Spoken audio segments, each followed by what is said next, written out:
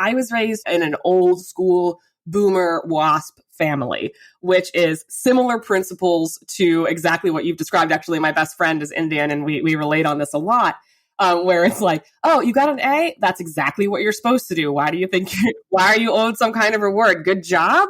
Like, no, you're not getting $20 to go see a movie with your friends. We put a roof over your head. We pay for your education. We put clothes on your back and food on the table. What more do you actually need? Get a job. And I did. I had a job from a very early age. And I think that, and it was the millennial generations, the quote unquote snowflake, the participation trophies. My parents were really, really, really against that culture, that shift in culture. So like my mom would constantly tell me, like, the world does not care about you. We care about you, but the world does not care about you at all. So you have to be focused. You have to be good. You have to work hard for anything that you have, and the importance of education and all these things that you've described. I'm Srini Rao, and this is the Unmistakable Creative Podcast, where you get a window into the stories and insights of the most innovative and creative minds who've started movements, built thriving businesses, written best-selling books, and created insanely interesting art. For more, check out our 500-episode archive at unmistakablecreative.com.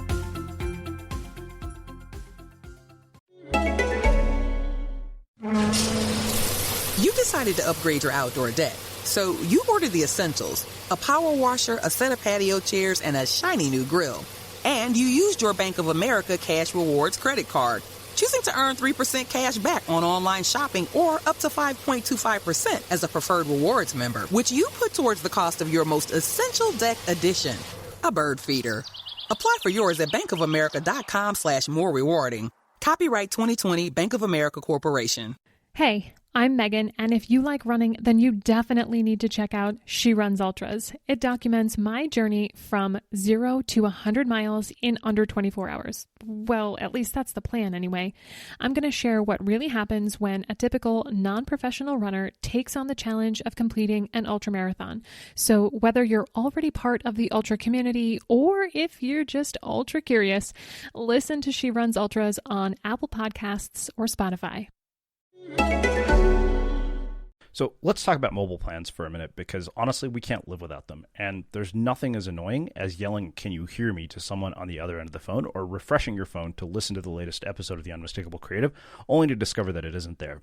If you're anything like me, you want the best coverage and fastest data speeds without spending a fortune or without getting locked into a contract or promising your firstborn just to get a new phone. Reach Mobile offers the best mobile network at a fair price, plus amazing customer service, convenience, and no contract. So switching providers is usually a pain, but switching to Reach is simple. You just order your welcome kit and activate in minutes from home. You can even bring your own unlocked phone and keep your number. And their 24/7 customer support team is friendly, helpful, and uses common sense. They actually pick up the phone when you call them. It's no wonder they have 4.8 out of 5 stars on Trustpilot. When it comes to lowering your cell phone bill, Reach Mobile's Best Fit feature is a game changer. Don't stress about which plan to choose. If you use less data one month, they'll discount your bill automatically to the plan you actually used. That's money going back into your pocket, not theirs, and customers can save an extra $300 per year. Reach Mobile brings you the best mobile network with no contract, no sketchy policies, and no fine print. So if you're ready for better mobile service, head to reachmobile.com and use the code CREATIVE to save $45 during your first 3 months. Hillary, welcome to the Unmistakable Creative. Thanks so much for taking the time to join us.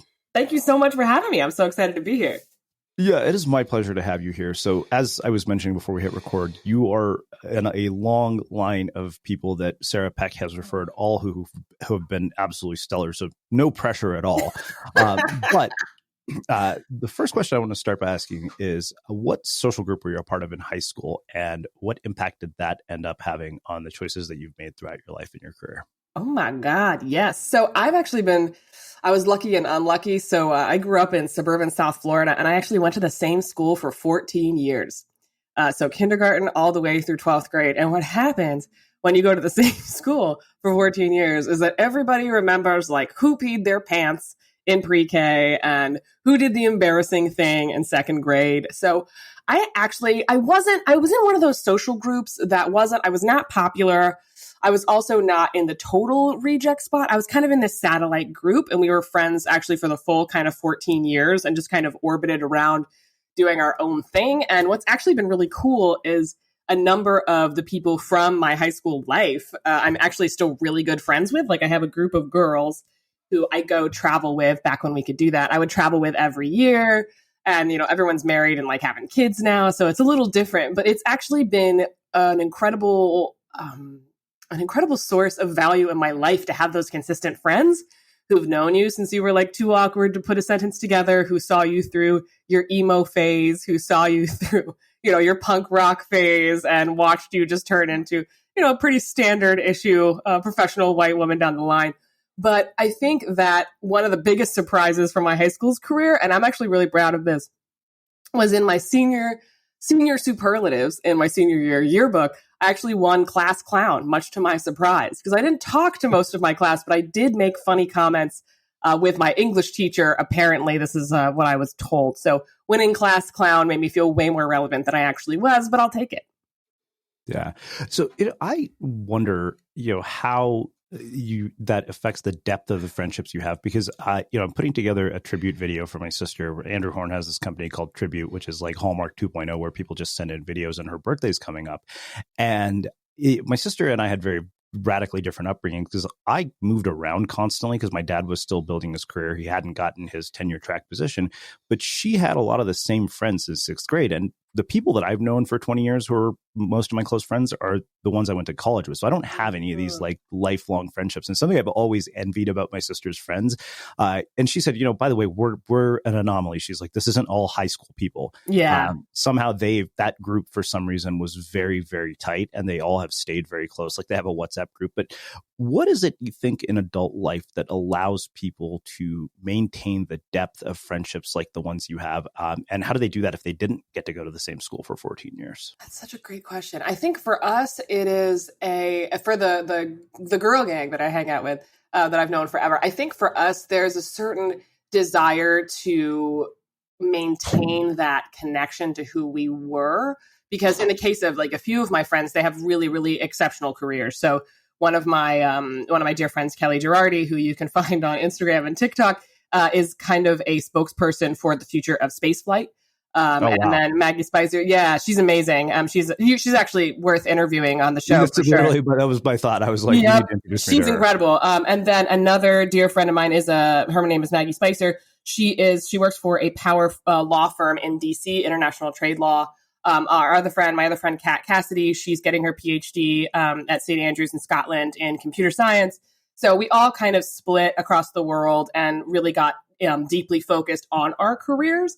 And I started a business. I right out of college, so it kind of took off for me as well. So I think a big part of it is, hey, we're out in the world, but it's sometimes maybe harder to make friends as an adult when you're so focused on your career as well. I'm really lucky that I have a bunch of friends here in New York City, but it's also partly because I had some great friends in college who also all moved up here at the same time. So I think it's that desire to stay connected to those people deliberately, those people who remember who you were before you were so busy and important.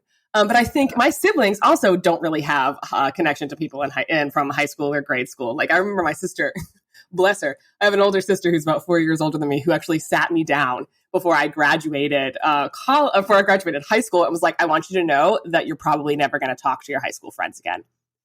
I was like, she also ruined Santa Claus for me in a similar way. But I was like, oh, well, no, we all love each other. We're going to stay in touch. And certainly some people did fall off. They had other interests. We got into disagreements and they kind of faded away. But these girls, what I think is so special about it is that we all have that. We share the desire to stay connected. And I think unless everybody's kind of in, it's really hard to be one person on the other side of the phone trying to stay in touch. But I think that it's actually natural to let some of your friendships fall away. I don't think it's a bad thing not to have friends from high school. I think it's an unusual thing that I do. But there just has to be that desire. And we're really lucky that all of us are kind of that, 4-point star able to keep connected across miles and years. Yeah. Well, I mean, we had Lydia Denworth here who wrote a book on the psychology of friendship. And she was saying that, basically a lot of things happen circumstantially, like, people move away and proximity plays a big role in all of this. What's changed about these friendships over the course of your life? Oh, man. So what's interesting is, I won't say who because I've already dropped all their names, and I don't think they'd want me to find out. They want people to know. But a couple of my friends, like there were ebbs and flows in the friendship. I think, like let's say high school, we were good friends. College, we felt a little bit out of touch, and then after, we all reconnected enthusiastically. But I think, of course, in high school, there's all the disagreements about boys and all those things kind of happen. Oh yeah, oh God, I could tell you stories. But I think that what has changed has been probably the amount of energy we also require from each other, which is interesting. And I think another really important thing about adult friendships actually is there's, especially in the digital age, a belief that you kind of always have to be connected, always answer the text, don't ghost on the group chat, quote unquote. People need space, like not to reply, to deal with what's in their lives and have a place to come back to, like a friend group to come back to. And some people don't like that. Some people aren't into, if I don't respond to the group chat for a month and then I come back being like some crazy stuff happened, some people are going to be mad.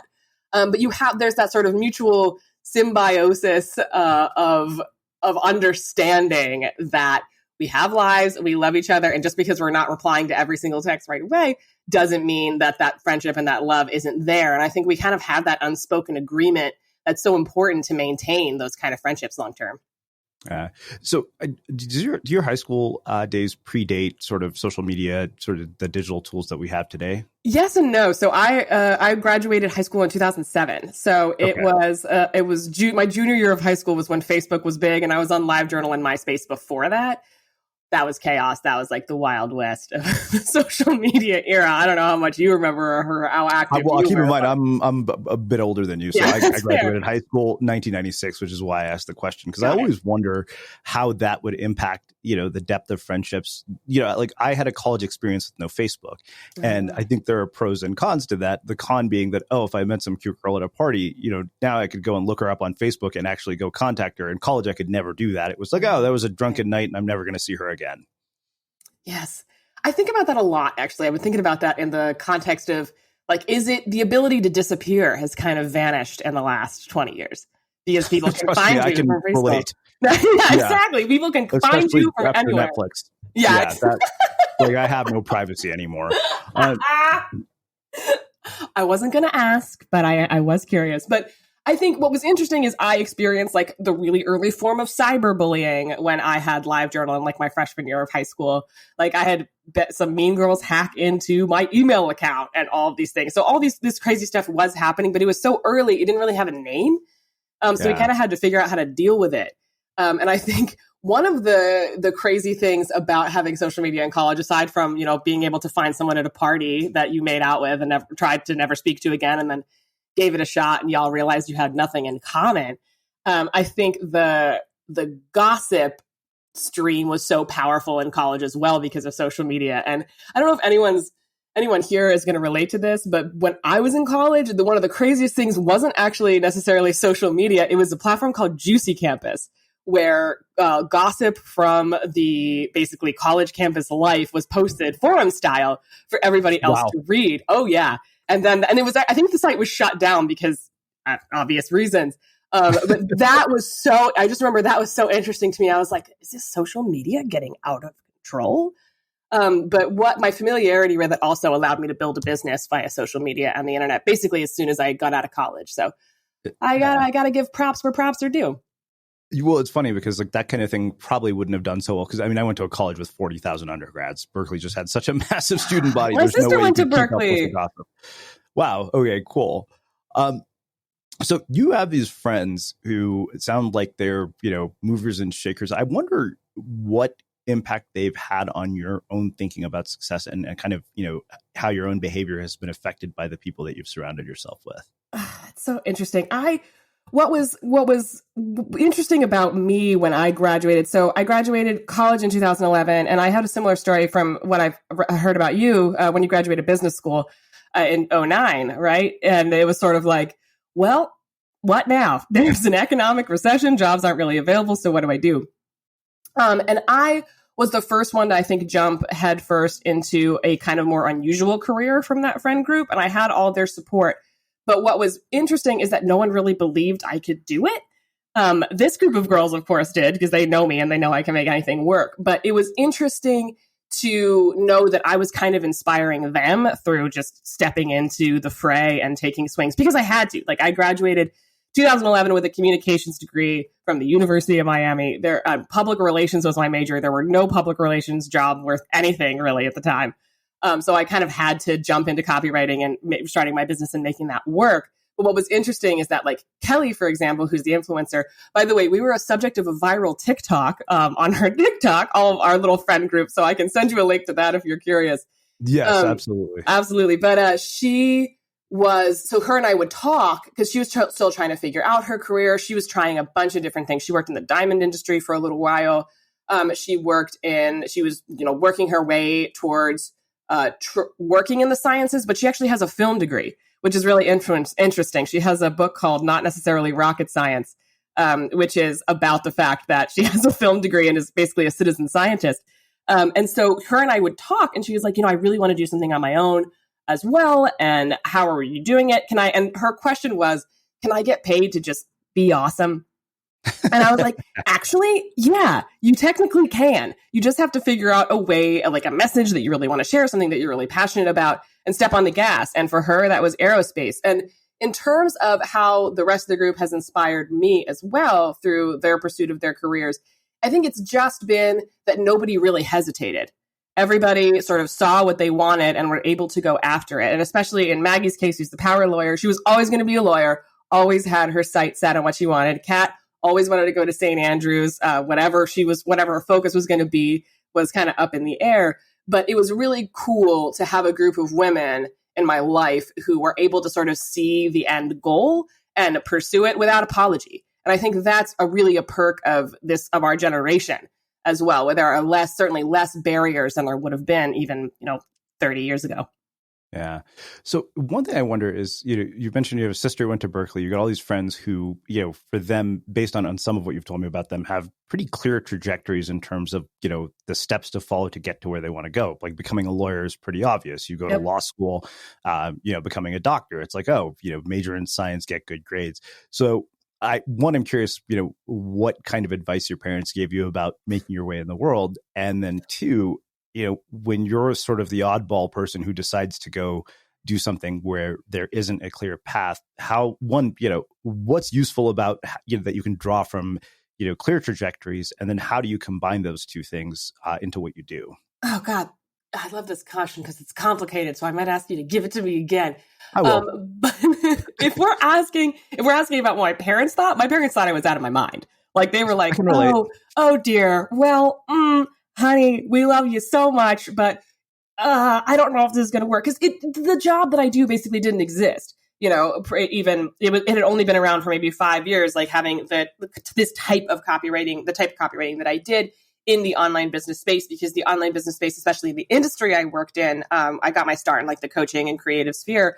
It was so new and it was just like this budding little flower. And so I told my parents, so I graduated UMiami and I actually managed to land a job at a PR firm in Miami. And I worked there for free as an intern for 3 months for the privilege of being paid $8 an hour while I was working on my copywriting business. And I remember I actually got fired for obvious reasons because I would sit and like write really crappy pitches and then work on my business during work hours, which wasn't, the most professional thing of me to do. So I got laid off. And I was still in Miami at the time. And I remember calling my parents and I was like, I think I'm just going to do it. I think I'm going to go hard in the paint with my copywriting business and I'm going to make this happen. And they were like, oh no, well, we're not going to help you financially. So make your way. But then they thought I was even crazier for moving up to New York City a year later. But it wasn't that they didn't believe in me necessarily. But I think that they were it had never occurred to them that it would be a possibility to pursue a career like this. And also that I had very little experience with running a business. I was an intern a million times over, but I think it's often expected that you have a little agency experience or a little formal experience kind of before you go out in the world. And I didn't have time for that. I just went ahead and found my way. And the nature of my personality is very much like, I'm going to do what I want to do and I'm going to figure it out. It's a core component of who I am. So I think they in some ways trusted that I would figure it out. I didn't think thought I would be as successful as quickly as I was. But it was the Miami getting laid off. They were like, oh, I don't know about this. And then when I decided to move to New York a year later, they were like, okay, why are you doing this? The taxes are so high. It's so cold. What are you going to do? By the way, you should probably just try to get a job when you're there. So you can work on this on the side, but, try to get a job at an agency. And I just refused. But because it wasn't going to pay me as much as I was making in my business already at that point. And I wanted to do my own thing. I enjoyed it. I enjoyed the challenge of figuring it out. And it was a time before you could throw a rock and hit a 6 steps to 6 figures business program. It was kind of before that wave of online courses teaching you how to make money online as a service provider. But I feel really, really lucky that I was there kind of before all of that happened, because it allowed me to build up my muscle memory for trying things and experimenting. And really, as you and I were talking about, a couple of days ago, throwing those Hail Marys, being like, I think I want to do this. I don't know anyone who's done this, but I think these are the steps. Let me give it a shot. And 9 times out of 10, I've been really blessed to be successful in those ventures. So I think that overall, my parents' disbelief in me was mostly because they just weren't sure what was going to happen. They'd never heard of it. It wasn't familiar to them. So I really had to make my way, kind of despite a lot of people trying to dissuade me, people who were also, not just my family, but my friends too.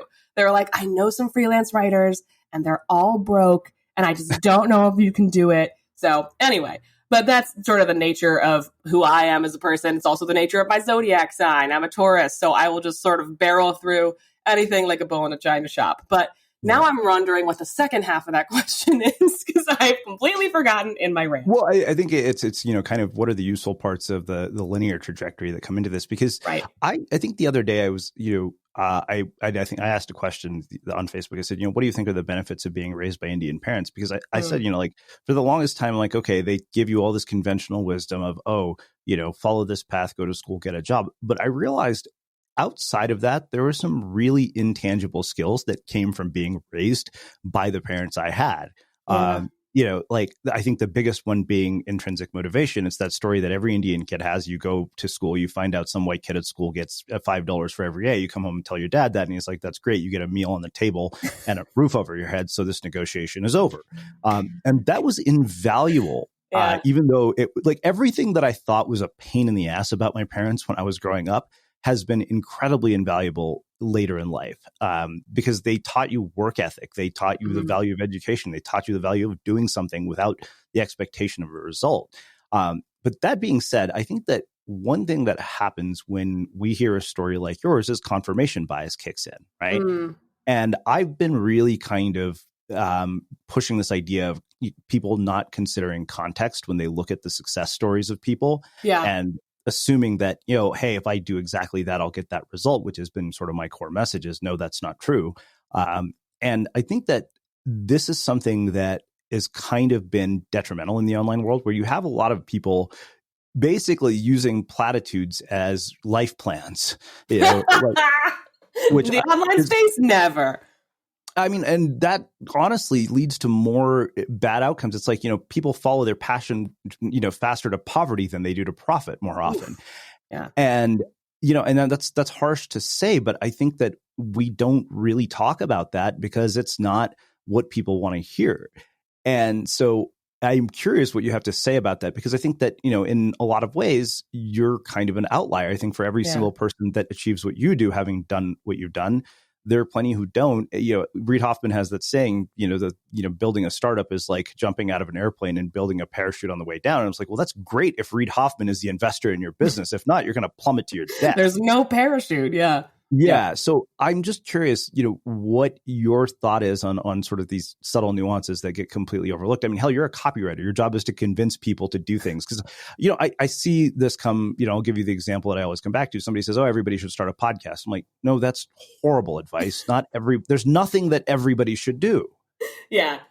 I think that, so first of all, I retired from copywriting last year. I'm a creative director and positioning coach at this juncture. But I was a copywriter for 10 years and learned a lot about persuasion in that category. But it's so funny that you talk about your parents as well and the way you were raised, because I was raised in an old school boomer wasp family, which is similar principles to exactly what you've described. Actually, my best friend is Indian and we relate on this a lot. Where it's like, oh, you got an A? That's exactly what you're supposed to do. Why do you think, why are you owed some kind of reward? Good job? Like, no, you're not getting $20 to go see a movie with your friends. We put a roof over your head. We pay for your education. We put clothes on your back and food on the table. What more do you actually need? Get a job. And I did. I had a job from a very early age. And I think that, and it was the millennial generations, the quote unquote snowflake, the participation trophies. My parents were really, really, really against that culture and that shift in culture. So like my mom would constantly tell me, like, the world does not care about you. We care about you, but the world does not care about you at all. So you have to be focused. You have to be good. You have to work hard for anything that you have, and the importance of education and all these things that you've described. And what was really, really interesting to me, actually, so when I got my start, like just reflecting on this whole journey, it's been, 10 years now. When I got my start in copywriting, I was 21, 22 years old, and I knew I was the odd one out. I was one of the youngest people in my industry. I would hide my age a lot. People would be like, how old are you? And I'd be like, I'm 20. And I was excited to turn 30 for a decade because I was like, at last, people will take me seriously. But I got into the industry and I realized that I'm not the smartest. I don't know the most. I'm not the most strategic. I'm not the most experienced, but I will outwork anybody else. I will outwork any of my competitors. And that's what I did. And that was kind of my ethos. Like anything a client threw at me, I slammed all my deadlines. I would research the hell out of anything if I didn't know how to do it, and also be honest with my clients about it and make it work. And I worked and I worked and I worked. And I actually, it got me really far. Like I think I had my first 6-figure year when I was like 25 or something in my business. But what was also happening with that amount of work was that it also totally fried me. I worked 7 days a week, 6 days a week proudly. I was like, I'm doing it. This is the kind of work that it takes. And then of course you hit a tipping point where you burn out and you kind of look behind you and you're like, well, wait a minute. Maybe I don't actually have to work this hard.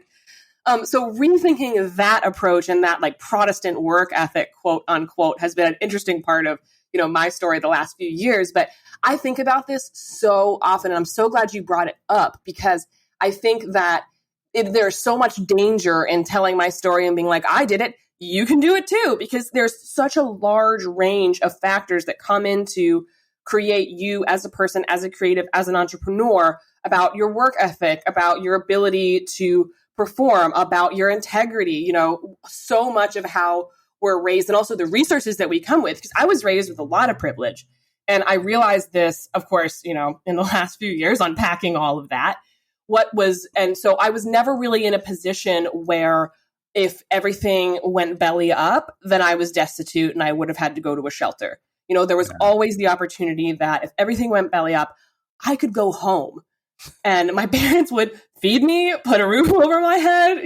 There was always that opportunity. So while, of course, I don't want to totally take away the story of people who are in my position, because did it take a lot of hard work and courage and testing and awkwardness and embarrassment and sudden breakthroughs? Hell yeah, it did.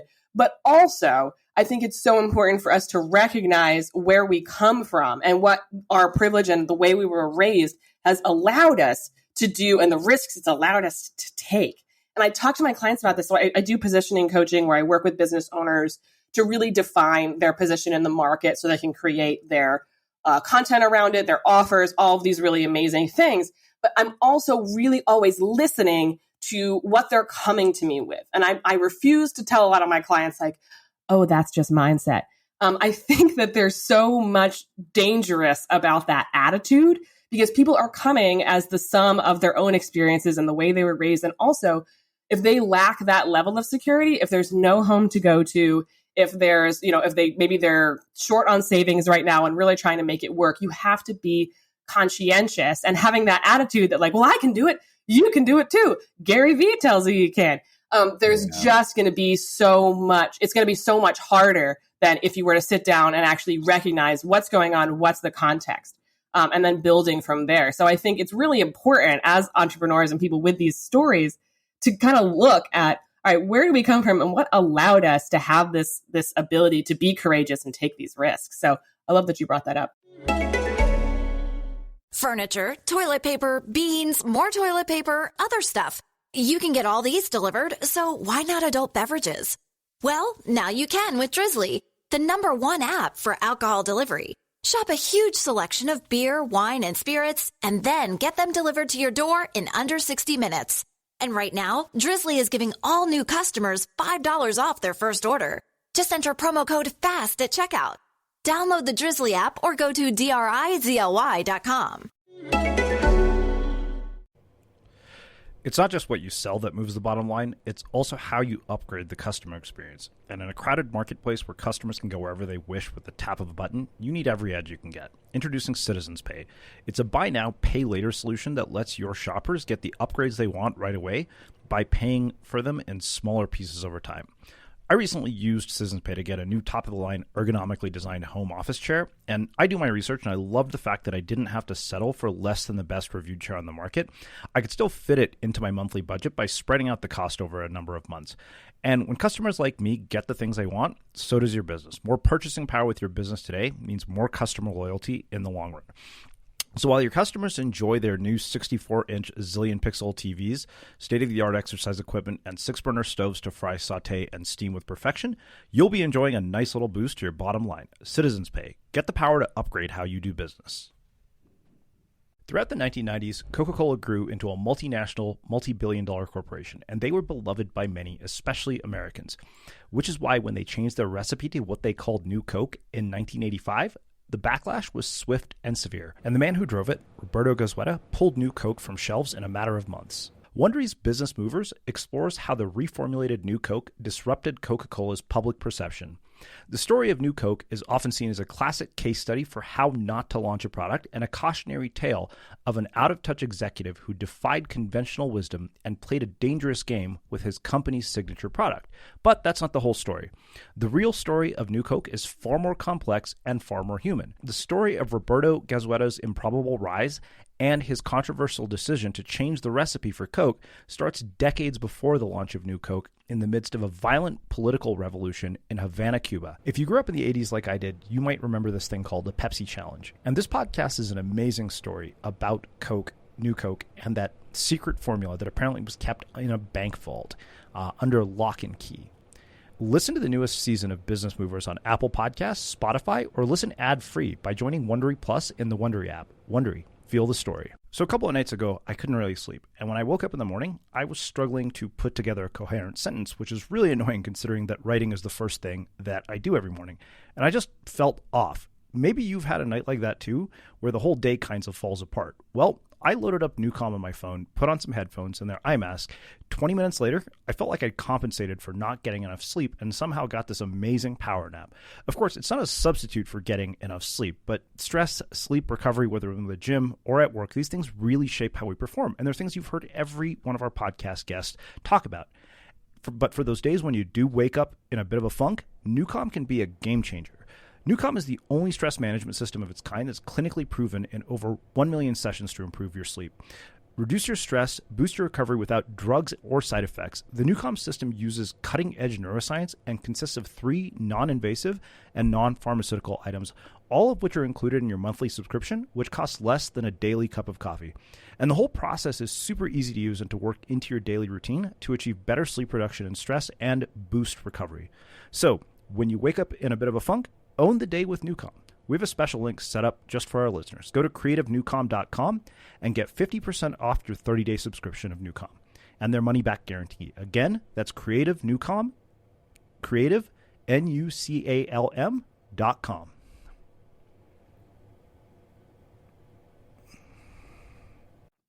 Yeah, I mean, I think no doubt. I mean, I'm kind of in a similar position, son of a college professor. My parents let me live at home for 8 years while I was doing this. So they would have kicked me out after 8 years. Yeah, mine let me stay well into my late 30s. It was kind of ridiculous. So, yeah, I think there was a point at which they were like, okay, I think it was right around 2015. I remember when I moved back home a second time, my business partner at the time said, just tell them that if you don't get it together within a year, you'll start looking for a job. He's like, because they just need to hear that. He said, they'll leave you alone for a year. And I think 2 months later, I got my book deal. So I think after that, they're like, okay, never mind. This is serious. But Yeah. No, I appreciate the candor here, because I think that there is a real danger in sort of the message of, oh, anybody can do anything. And then, you get people spending money on these $10,000 coaching programs, believing a bunch of bullshit and ending up, in situations they really can't get themselves out of. I think, I think I put a piece yesterday on Facebook saying, don't ever make a major life decision based on a peak experience. And so often that is what ends up happening in these situations. Why Burning Man ruins lives. Well, let's I was kidding, kind of. Go on. Let's trust me. The amount of stuff I have to say about new age bullshit would piss off so many people. It's ridiculous. Let's do this. I want to shift gears, and I want to start talking about what I had mentioned to you that I caught my attention on your website, which was this idea of turning brazen ideas into practical concepts that captivate the world. Because that just got me right away. I was like, oh, wow, and I'm a weirdo who always wants mental models for things. So I'm guessing there has to be some semblance of a mental model for how that actually happens. Yep. So there's a couple, all right, there's a couple things I have to say about this. So first of all, I think that a lot of what I do in creative direction and positioning in my positioning work is taking entrepreneurs and creatives through the process of self-reflection deep enough that they can realize not just what they do so well, but why. And what sort of from their life, from their value system, from everything that they have done and seen in their life, what they're bringing to the table that makes their point of view so unique. Because there's that saying, right? Your business is what you do. Your brand is who you are. So when it comes to these brazen ideas, these captivating concepts, what I do, and I talk about it like an elevator. So you have in the branding world the kind of standard response. Let's say we're talking to the run-of-the-mill business coach. Like, I help my clients align with their values and create really cool stuff and find their voice and show up more online. And that's great. And a lot of business coaches are going to say that, and they're going to talk about that. They're going to make the six-figure statements. But what I really want to do is help my clients take the elevator, when I say like one floor down.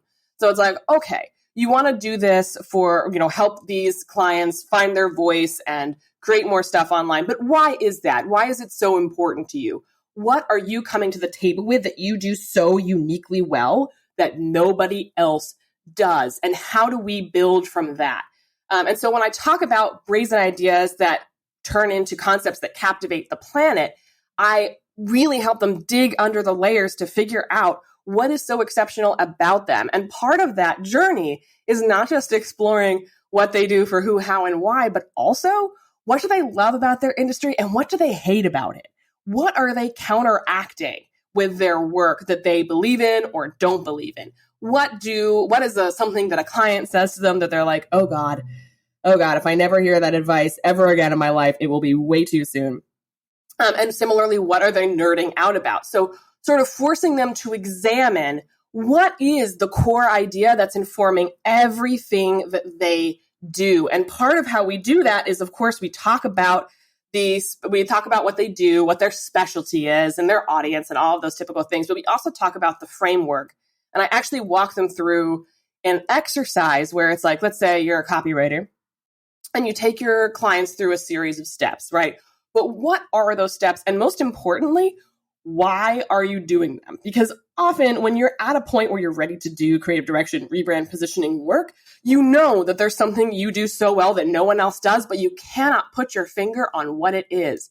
And so doing that exercise of looking not only at what you're doing, but the reasons why allows you to dig to find that gold nugget of a concept and an idea that you can then turn into a signature framework, turn into workshops, turn into programs, courses, keynotes, whatever it is. And what's incredible is that every single person has this golden thread within them.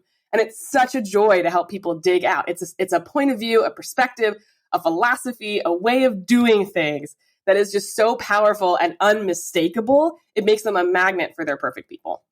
Yeah. Wow. You're speaking my language. I mean, so much of what you've said is a lot of what I've echoed in my own books. There's one thing that I want to ask you about. You brought up this idea of what somebody does so exceptionally well that nobody else could do it but them. I mean, that literally was the core ethos of Unmistakable. But that came from, I think, as I was talking to you, I think when we were chatting on Facebook, was where I developed this thesis around this was every time because even we started out interviewing bloggers about how they built their blogs, and eventually that got really boring. And I was really fortunate enough to have a mentor who said, trust me, this is about to turn into a gigantic circle jerk. He said, you need to rebrand the show and change direction, which we did. And it became much more about, interesting stories, which expanded the range of possibilities for who we could have as guests. But what prompted that whole thing was every time I saw people online, and I saw it in myself and I saw it in a lot of other people, is that they would look at what some other person had done, some person who was more successful, and say, okay, this person has a map and I can copy the map and I'm going to end up, with the same results. And of course they didn't. And I remember asking Laura Belgray about this. And I said, you're Marie's copywriter. And I feel like every time I see people come out of B school, so often those businesses are so similar that you can't even tell what each person does. Another friend of mine sent me a list of 10 potential guests, many of who were clients, and I put up all their websites right next to each other, in tabs, and I turned them all down. I was like, I can't tell what any of these people do. And this is really confusing to me. But, how do you break people out of that sort of, bias towards authority? Ooh, that's a good question. So I think that, so you and I actually, I do want to make the point that I'd made when you were talking, is I think that imitation is a really reasonable starting point, especially when you're trying something brand new. When you're going into business, of course, you're going to look at who's the most successful and see if you can sort of mimic what they've done and follow their path. But that's also where a lot of people get frustrated. They get bored because they're wearing sort of an outfit that's not made for them. Right? They're looking at somebody's business that they've spent years building and trying to mimic that process, but they have no idea what else goes into creating that business and why they do things a certain way and why they sound a certain way. But when it comes to breaking sort of my clients out of that and sort of helping people see that they have something unique to bring to the table, so often it's as simple as a matter of confidence. As somebody standing in front of them, holding up the mirror and saying, oh my God, look at what you can do. And this is not on your website. This is not anywhere. Why aren't you talking about this? And I talk about it again, like the elevator, one floor deeper. I think that people also get tied up in knots about what's going to make them look professional, what's going to help them fit in. We all want to belong. We are a herd species and a tribal people. We all desire that sense of belonging. And also there's such a massive vulnerability in being like, okay, I do this really well, and this is who I am, and this is exactly how I want to come across. And unfortunately, or fortunately for me, I've always had a Godzilla of a personality, so I didn't really have an option. I just sort of came out of the womb and I was like, I'm here going, I'm going to do it my way. But a lot of people aren't, unfortunately, fortunately or unfortunately, born with that. But I think that you look to examples in the space, and of course you want to mimic what's successful in people that you like, but what the magic really starts happening when you start to do that self-examination, when you start to think, okay, am I doing this because Marie Forleo is doing it, or am I doing it because this is relevant to me? And there's kind of either an awakening that happens or the business plateaus or collapses. So I think a big part of it is understanding and accepting if you're imitating because you're new, and then making that decision to pursue exactly what you want and exactly who you are is so huge. But then we also, of course, have that category of people who think they figured it out, and then they all sound like, because they've decided to have sassy copy, they feel like they have more personality now. So I think there are some, you can get caught up in the superficial nature of it if you're not willing to do the deep work. So there certainly are layers to this where you start sounding like super professional, and then you realize you can do funny copy and funny branding. So you do that, but you're imitating, Laura Belgray. And then only then can you look around and realize, wait a minute, this isn't necessarily me. I'm exhausted trying to play this character. So how do I dive in to figure out who I really am and what I really want? Yeah, I mean, I remember one of my friends, when there was a time when there used to be this thing called Blog World. I think it was in 2009. And he told me, he said, your rebrand was basically a fuck you to that entire system. I was like, yeah, maybe. He said, you basically just turned your back on all of it. And, I realized, I was like, I don't want to talk about this stuff. Like, I have no interest in online marketing. I'm like, yeah, it's necessary to do what we do to some degree, but it's not what I want to create. Yep. And I think that I'll tell you a funny story. So I have an opt-in. It's called the Statement Piece Framework. My business is Statement Piece Studio, and it's a content concept sort of tool where I'm forcing people to do something that I don't think a lot of entrepreneurs do right now, which is examine their own thoughts, examine what they really feel about things. Because I think especially in the online business world where all people know of you as a digital face, it's really easy to be like, okay, I'm going to play it safe so everyone thinks I'm a important authority and I'm not going to rock any boats. But in the statement piece framework, I'm forcing people to sort of look at what I call the 3 statement piece scenarios, which are conversations with colleagues, conversations with clients, and conversations with yourself. And there are 2 categories in these conversations, which are advocate or anti, which I kind of described earlier, where it's like, okay, so in a conversation with a colleague, for example, let's say you're out to dinner with your business bestie, you're a bottle of wine deep. What is something that they say that if you are anti, you're like, oh my God, if nobody ever says that to me again, it will be too soon. Can we wipe this scourge from the earth? I can't stand this trend or this brand. And then similarly, if you're having an advocate conversation, it's, I'm so nerding out about this. I'm really excited about this breakthrough. And so we have those anti and advocate sort of points of view in the tool that people can use. And what was really funny is I had a bunch of, especially women, come to me up at conferences, replying to my emails, telling me like, hey, so I have the statement piece framework and I don't know how to tell you this, but I'm way more anti than advocate. I feel like I have a lot of, I thought about what I was mad about and I was just writing. And it was like something unlocked in my head. And I was like, yeah, that's part of examining your own ideas. What you don't like is often a much more valuable point to start at than what you do or what you think is cool. So it's been really interesting. I actually also have a workshop called Start With Nah, the best personal brand strategy you're not using. So I'm 100% with you there. But it's really, really interesting that especially as women, because we're, socialized to appease, to be kind, and to sort of be accepting and not really rock the boat, watching so many of these business owners dig into and start noticing their own thoughts and realizing that they're valuable for content and are going to help them come up with more original ideas, but also seeing them examine, what don't I like? And why am I so much more excited to talk about what I'm frustrated about or don't approve of than what's generally okay in the industry? So it's interesting to see people kind of have that aha. Yeah. Well, it's funny because it makes me think of 2 things that both who happen to be women who said to me on the show. The first was Tara McMullen, who said, there's great creative potential in the things that make you angry. And Justine Musk said, if you have a bold and compelling point of view, it's going to piss people off.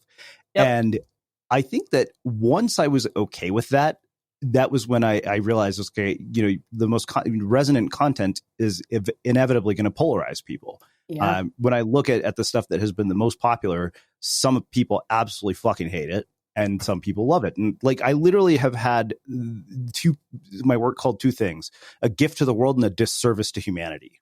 Nice. That's how you don't do something right. Well, the thing is, people are so terrified of being able to do that. I mean, you mentioned, women in particular, have been socialized to, be nice, be kind, appeasing, whatever. But 2 things come from this. One, the reason this is fresh on my mind is, one thing that I've seen in my own readers that comes up over and over again is they think that they lack creative confidence. And I wonder, how do people build the confidence to have an opinion that pisses people off, and realize that, that's just going to be part of doing this. Like, I realize you just cannot create something that is going to be resonant with an audience if you're not willing to alienate people. Yeah, I think it's also the gravity of displeasing people on the internet is not what we think it is or necessarily what we let it be as well. So when we think about that creative confidence, that willingness to go and say, the unpopular thing or something that is going to piss people off, I kind of built my content strategy around that for a really long time. And I think that for a lot of my clients, I explain, 1, it's a reps thing. You just have to start doing it. And then when you realize 1 or 2 comments that disagree with you aren't going to kill you, you have a lot more confidence to move forward. But I think it's also a matter of checking in with yourself about how much conviction you have about your own ideas. If you really believe in something, if you really believe what you're saying, you should be okay with people disagreeing with you. And I think that a big part of what gets people scared about putting out polarizing content is that they're going to be ashamed. They're going to feel that awkwardness. They're going to have that sinking feeling in the pit of their stomach. But most of the time, that's not going to kill you, A. And B, when you're really confident and believe in what you're saying, when you've taken time to develop the idea and really understand it, you're able to kind of roll with disagreement a little more because hopefully you've had your head in that spot where that commenter is and you know where they're coming from. But it's also really important when you're writing about polarizing ideas, I think, to also focus on empathy as well. So I always tell my clients, if you're going to write something polarizing, if you're going to talk about the other side, it's really not helpful to attack an individual. What you do is attack a system and a way of thinking, but you also acknowledge that you understand why people think that way. And that actually helps to, first of all, address any negative feedback you might get, make you more comfortable because you've been kind and empathetic or as kind as you can be. And kind of, again, helps you hold that idea up to the light, examine it from all angles so that you know you believe what you're saying. So if you get that pushback, you're ready for it and you're comfortable accepting it. Yeah. Well, I mean, after the whole Netflix thing, I ended up writing this Medium article titled The South Asian Arms Race for Impressive Biodata. And I made it very sure to make sure that I didn't just, paint the negative side of growing up in an Indian community. I said, look, there are a lot of positives to this as well, as we talked about earlier. And I made sure to highlight that because I was like, I don't want people to be like, oh, this is just Srini pissed off about his culture. But, I think there's a difference between being polarizing and being an asshole. And I think that this is something I've wondered, and maybe you can answer for me. I had this guy here, Stephen Goldstein, who basically worked with, Oprah, he worked with a number of politicians. He wrote a book called The Turn On, How the Most Powerful People from Washington to Wall Street to Hollywood Make Us Like Them. Mm-hmm. And one thing that I realized just in the wake of Netflix and sort of, having more and more of a public presence is as you become more and more known in the public eye, your actions are no longer just a reflection on you. They're a reflection on a lot of other people. Like for me, it's investors, editors, agents. And the thing I wonder is, how do you maintain that idea of being polarizing without going over the line? Because, I've seen people like, oh, I'm just being opinionated. I'm like, no, you're not being self-aware. There's a difference here. And so where's that balance between pushing it too far and being self-aware enough to realize that, okay, wait a minute, this might not be appropriate for public consumption? Yeah, I think that's, first of all, again, a reps thing. That's a practice thing. You got to push the envelope to figure out where the edge is, right? And I think that there's certainly some things in my past that I wrote maybe 4 or 5 years ago that I'm like, ooh, maybe that wasn't the best idea. But I think it's really about being deeply connected to your values as well. So, for example, you're talking about the Medium article that you wrote also about the positive experience you have had growing up as East Asian family.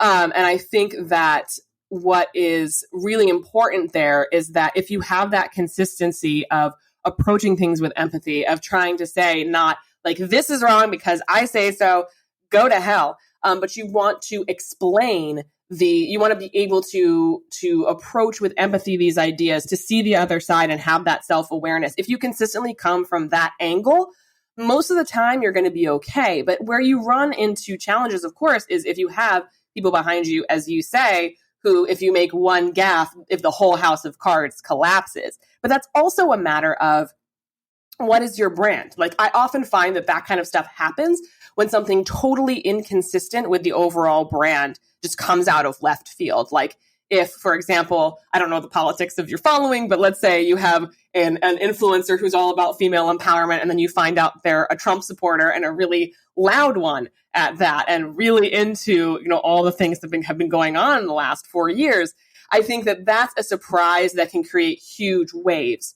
But if you are, again, if you are a wellness influencer who decides to write, for example, like my coach did, write a big book about anti-diet culture and what's wrong with the wellness industry from that place of not just compassion, but about what's possible to do instead, because she has that expertise and that knowledge. I think that doesn't come quite as out of left field. And that's polarizing content that can actually help people. So I think the bigger and bigger you get, the more and more important it is to stay connected to your values, even if those change. Because if you're consistent with what you're polarizing about, if you're consistent with the way you see things and talk about things, it becomes less of a, oh my God, I can't believe he said that, and more about, well, there's Srini. Yep, that's what he does. All right, cool. This was interesting. I like that he makes me think. Yeah. Well, no, I mean, even, with Netflix thing, somebody said they saw a conversation with a matchmaker and they're like, dude, you did exactly what you do. You interviewed her. You didn't answer any of her damn questions. I'm like, trust me. I'm like, I understood one thing after reading the 48 Laws of Power. I was like, the person who asked the questions is the one who's going to control the conversation. Is that why you like being a podcast host so much? Well, I actually don't like doing interviews for that reason, because I know that I talk too much and I'll say something stupid. There's always that risk. And if it's on brand, you're going to be okay. Yeah, no, I mean, I definitely, people will ask, but I've noticed that when I am interviewed nowadays, I tend to be extremely opinionated about the things I believe. Yeah. Hey, as you should be. I think also we're in a really interesting time where there's so much content and there's so much stuff that people are putting out and so many conversations happening at any given time. It's also possible that there's so much noise going on. People don't even have the time to get really irritated about what she said. So that's a small comfort to me too. Yeah, I mean, I think people forget that it's like something that is like the talk of the town this week is going to be an afterthought by next week. Yeah, and I tell this to my clients too, and it's discouraging from the outset, but it's a help to me. Nobody thinks about you as much as you think about yourself. Yeah, that's a good point. So as far as your clients go, what have you seen as patterns between, and differences between the ones who do really well versus the ones who don't? Mm-hmm. It's a commitment and a willingness to focus on one thing at a time. I have some, again, I don't really have any, I don't want to be like, well, I have some bad clients. But I think when it comes to building a business, building a following, building a platform, what's really, really important is consistency and focus, usually on, one or two things to start with. So for example, if you really want to build a following, you either start on pick Instagram, pick LinkedIn, go with one. And then really go hard in the paint there. And then we can start doing other stuff. Where I find people get kind of lost in the sauce is if they're like, okay, so it's 2021. I'm going to get on my content creation game and we're going to do daily LinkedIn videos. We're going to do Instagram stories. We're going to be on Facebook. We're going to do TikToks, whatever that is. And then they get 10 days in and they realize they can't possibly juggle 50 things or go deep with 50 things. And they get frustrated, discouraged, and they give up again and they're back to square one.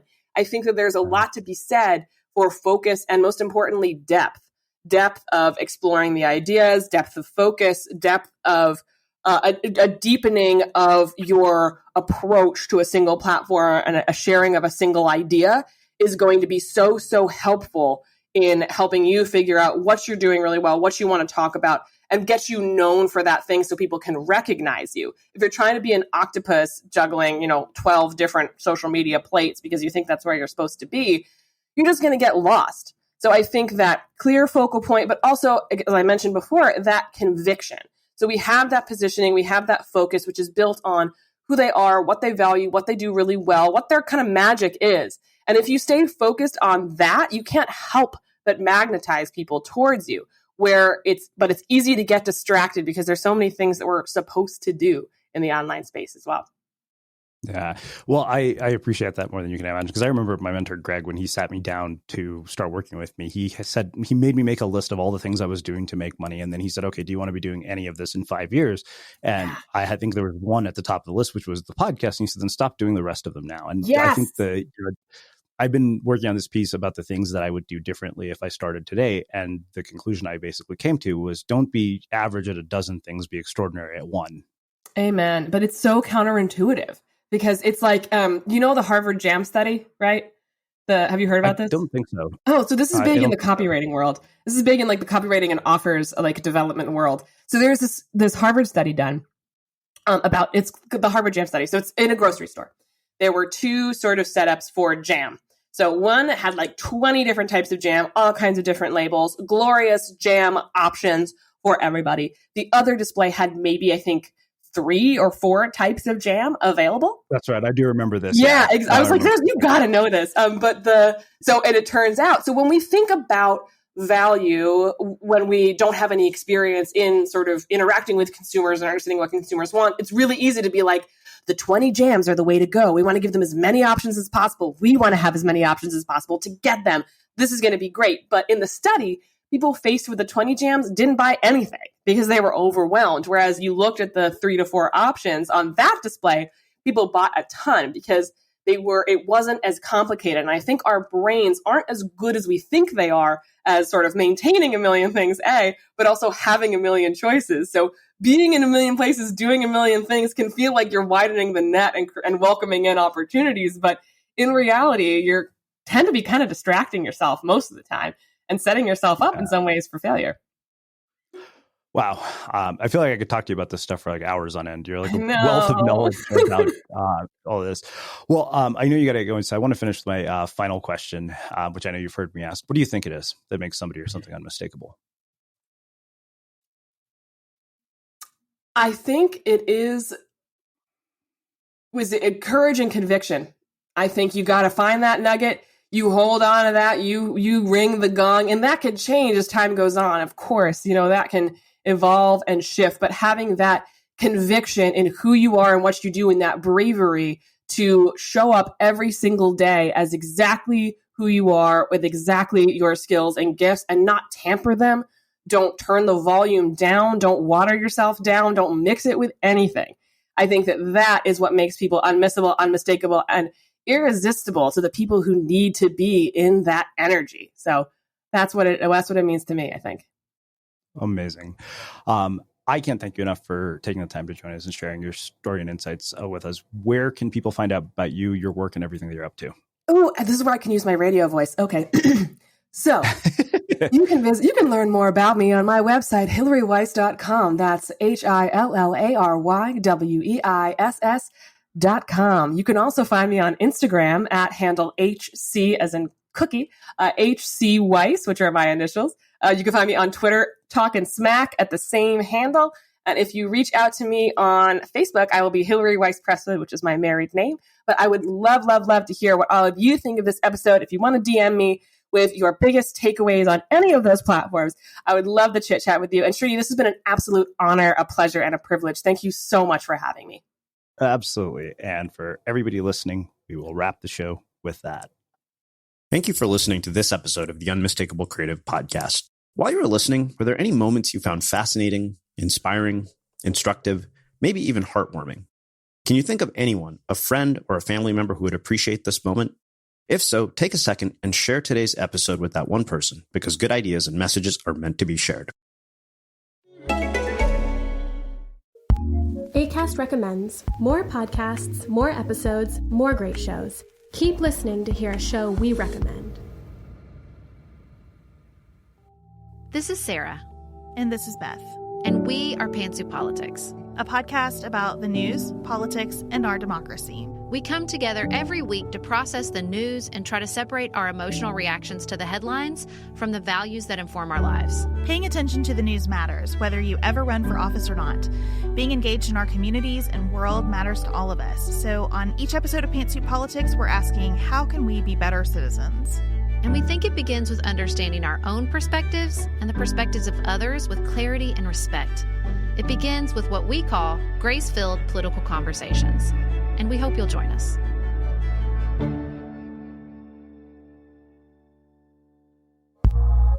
Acast recommends.